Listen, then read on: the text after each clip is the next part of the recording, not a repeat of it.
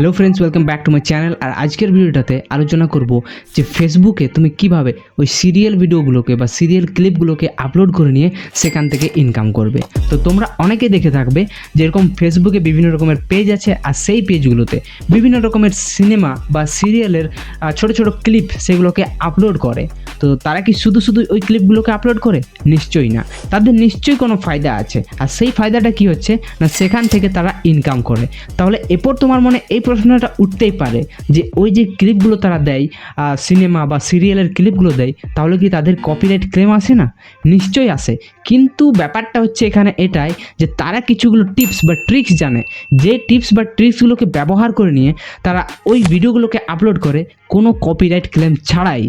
তাহলে এই জিনিসটা কিভাবে সম্ভব, কিভাবে তুমি এমনি জিনিস করতে পারবে, মানে তুমিও ওরকম টাইপের ভিডিও আপলোড করতে পারবে, সেও আবার কোনো রকমের কপিরাইট ক্লেম ছাড়া বা কোনো রকমের স্ট্রাইক ছাড়া।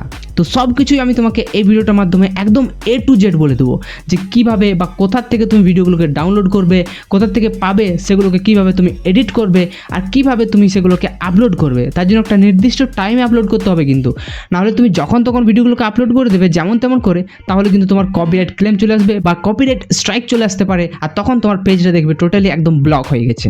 তাহলে সব কিছু জানার জন্য তুমি ভিডিওটাকে বিনা স্কিপ করে একদম শেষ অবধি দেখতে থাকো। Let's go. ওকে, তাহলে ফেসবুক থেকে তুমি কিভাবে সিরিয়াল ভিডিওকে আপলোড করে নিয়ে বা কোনো মুভি ক্লিপকে আপলোড করে নিয়ে সেখান থেকে ইনকাম করবে, এটা হচ্ছে মেন পয়েন্টের কথা। তাহলে চলো একদম শুরু থেকে শুরু করা যাক। মানে তুমি ভিডিওটাকে পাবে কোথার থেকে। তো আমি উদাহরণস্বরূপ ধরে নিচ্ছি যে তুমি সিরিয়াল ভিডিওকে আপলোড করবে, তাহলে সিরিয়ালগুলোকে পাবে কোথার থেকে? তো তাদের যে অফিসিয়াল চ্যানেলগুলো আছে সেগুলো তুমি ইউটিউবে কিন্তু খুবই সহজে পেয়ে যাবে। এছাড়াও বিভিন্ন রকমের যে অ্যাপ্লিকেশনগুলো আছে, যে অ্যাপগুলোতে ওই চ্যানেলগুলো অ্যাভেলেবেল থাকে, সেই অ্যাপগুলোর থেকেও তুমি ওই ভিডিওগুলোকে পেয়ে যাবে। তো উদাহরণস্বরূপ ধরো তুমি ভিডিওটাকে ইউটিউব থেকে নিতে চাইছো, মানে ইউটিউবে তাদের অফিসিয়াল চ্যানেল আছে, আর ওই চ্যানেলটার ভিডিওটাকে তুমি সেখান থেকে নিতে চাইছো। তো সেখান থেকে তুমি কিভাবে সেটাকে ডাউনলোড করবে সেটা তোমার নিশ্চয়ই জানা আছে। আর যদি তোমার জানা নেই তাহলে কমেন্ট আমাকে সেটা বলো, আমি ডেফিনেটলি তোমাকে সাহায্য করার চেষ্টা করব। তাছাড়াও আমি তোমাকে আরেকটা সহজ উপায় বলে দিচ্ছি যে তুমি ভিডিওটাকে কিভাবে নিবে। না, তোমার মোবাইলে দেখবে স্ক্রিন রেকর্ডার অপশন থাকবে, অথবা যদি স্ক্রিন রেকর্ডার অপশন নেই তাহলে একটা প্লে স্টোর থেকে অ্যাপ্লিকেশন ডাউনলোড করে নাও স্ক্রিন রেকর্ডার, আর সেই স্ক্রিন রেকর্ডারটা অন করে দাও আর তোমার সিরিয়ালটা প্লে করে দাও। সেখান থেকে তুমি যতটুকু সিরিয়ালকে নিতে চাইছো পুরোটাকে স্ক্রিন রেকর্ড হিসাবে রেকর্ড করে নাও। তাহলে তুমি খুবই সহজে পেয়ে গেলে তোমার মেন মেটেরিয়ালটা। তো এটা হয়ে গেল তোমার র মেটেরিয়াল। এরপরে এটাকে কি করতে হবে, তোমার কাট ছাট আরও বিভিন্ন রকমের এডিট করে নিয়ে তবেই সেটা প্রপার একটা ম্যাটেরিয়াল হবে, যেটাকে তুমি তোমার ফেসবুক পেজে আপলোড করতে পারবে। এটা শুধুমাত্র তুমি তোমার র মেটেরিয়ালটা পেলে। তো তুমি র মেটেরিয়ালটা পেয়ে গেলে, কিন্তু এখানে একটা প্রবলেম হচ্ছে এটাই যে ওই ভিডিওটার মধ্যে তাদের চ্যানেলটার লোগোটা একদম পরিষ্কার দেওয়া আছে। তাহলে তুমি এই জিনিসটাকে কিভাবে হাঁটাবে বা মুছে ফেলবে? তাহলে এটাকে হাঁটানোর জন্য তুমি তোমার এই ভিডিওটাকে কি করতে পারো, এডিট করে নিয়ে সেখানে ব্লার করে দিতে পারো, অথবা এমন কোনো কালার ইউজ করতে পারো যেটার সাহায্যে ওই জিনিসটা মুছে যায়, বুঝতে পারা যায় না। সেমনিভাবে সেই জিনিসটাকে কিন্তু তৈরি করে নিতে হবে। এরপরে চলে যাচ্ছি নেক্সট প্রসেসের দিকে, আর সেটা হচ্ছে কি না, তোমার ওই ভিডিওটাকে মাঝে মাঝে ছোট ছোট করে কিন্তু কাট করতে হবে। তোমরা অনেকেই জানবে হয়তো অনেক সময় দেখবে আমরা গানকে ব্যবহার করি অমনি ছোট ছোট কেটে নিয়ে, আর অমনি ছোট ছোট যদি কেটে কেটে গানকে ইউজ করি বা ব্যবহার করি তাহলে কিন্তু কোনো রকমের কপিরাইট ক্লেম আসে না, মানে খুবই কম সম্ভাবনা থাকে কপিরাইট ক্লেম আসার। তাহলে তুমি তোমার ভিডিওটাকে ছোট ছোট অংশে কিন্তু কেটে নাও ওই এডিটিং অ্যাপের সাহায্যেই। ওকে, তো তুমি ওটা করে নিলে। এরপর তুমি তোমার নিজের ক্রিয়েটিভিটি দেখানোর জন্য তুমি কি করতে পারো, তোমার ওই ভিডিওটাতে অনেকে দেখবে উপরে নিচে একটা হালকা করে বর্ডার দিয়ে দেয় কালো কালো, অথবা দেখবে উপরে নিচে এমনিভাবে কিছু না কিছু লেখা থাকে, এবং সাথে সাথে দেখবে অনেকেও ব্লার করে দেয় সাইডগুলোতে। তো এমনিভাবে তুমি তোমার নিজের ক্রিয়েটিভিটি একটু দেখানোর জন্য এই জিনিসগুলো করতে পারো। এটার থেকে তোমার সুবিধা হয় এটাই, ফেসবুক বুঝতে একটু সময় নেই যে এই ভিডিওটা তোমার না অন্য কারো। তো এই চালাকিটা তুমি করতে পারো, এমনিভাবে তোমার ভিডিওটাকে কিন্তু এডিট করে নাও। এগুলো হচ্ছে কিন্তু সবাই ছোট ছোট ট্রিক্স, এগুলোকে তোমাকে একদম প্রপার ব্যবহার করতে হবে, না হলে কিন্তু তোমার ওই ভিডিওটা কপিরাইট ক্লেম বা স্ট্রাইক চলে আসতে পারে। এছাড়াও আরেকটা মোস্ট ইম্পর্ট্যান্ট জিনিস আছে, যে জিনিসটা তোমাকে মাথায় রাখতেই হবে, সেটা হচ্ছে টাইমিং। মানে কোন টাইমে ভিডিওটাকে আপলোড করলে তোমার ভিডিওটাতে কোনো রকমের ঝঞ্ঝট থাকবে না ওই কপিরাইট ক্লেম বা স্ট্রাইকের। এমনিতে সব কিছু করা সত্ত্বেও অনেক সময় কি হয়, কপিরাইট স্ট্রাইক বা ক্লেম চলে আসে। কিন্তু যদি তোমার ওই ভিডিওটাকে সঠিক টাইমে আপলোড করো তাহলে কিন্তু তোমার কপিরাইট স্ট্রাইক আসার সম্ভাবনাটা অনেক কমে যায়। তো ব্যাপারটা তোমাকে আমি আরও সহজভাবে বোঝাচ্ছি।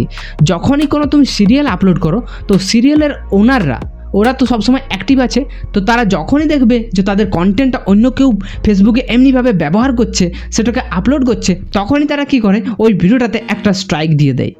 কিন্তু ব্যাপারটা হচ্ছে এখানে এটাই যে যদি তুমি জানো যে ওই লোকগুলো কখন অ্যাক্টিভ নেই, মানে কখন তারা নিজের কম্পিউটার নিয়ে বসে নেই, সেই টাইমে যদি তুমি তোমার ওই ভিডিওগুলোকে আপলোড করতে পারো না, তাহলে তারা কীভাবে স্ট্রাইক দেবে? তো এই জিনিসটা তোমাকে বুঝতে হবে। তো তোমাকে কী করতে হবে, একটা সঠিক টাইমে আপলোড করতে হবে যখন ওই সিরিয়ালগুলোর ওনাররা কিন্তু অ্যাক্টিভ থাকে না, সেই টাইমটাতে তখন তোমার সিরিয়ালগুলোকে আপলোড করতে হবে।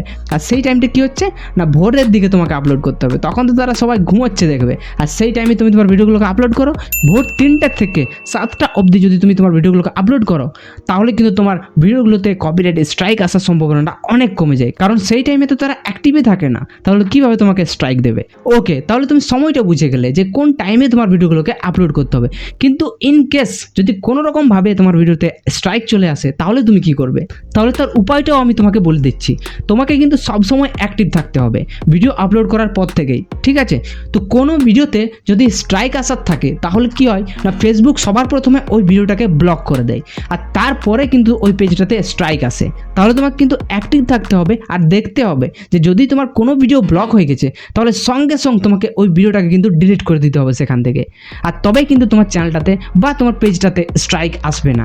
তাহলে এমনিভাবে তুমি তোমার পেজটাকে স্ট্রাইক আসার থেকে বাঁচাতে পারবে।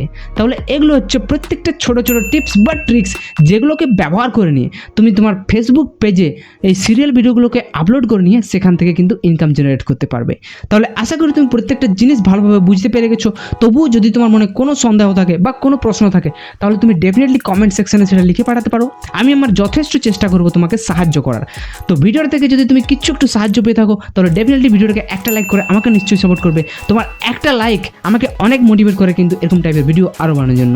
সাথে সাথে যদি তুমি চ্যানেলটাকে এখনও সাবস্ক্রাইব করো নি, তাহলে কী করছো, ফটাক্সে সাবস্ক্রাইব করে নাও, কারণ এরকম কোয়ালিটি কন্টেন্ট আমি এই চ্যানেলটাতে কিন্তু আপলোড করতেই থাকি, সে ওভার শুধুমাত্র তোমাদের জন্য।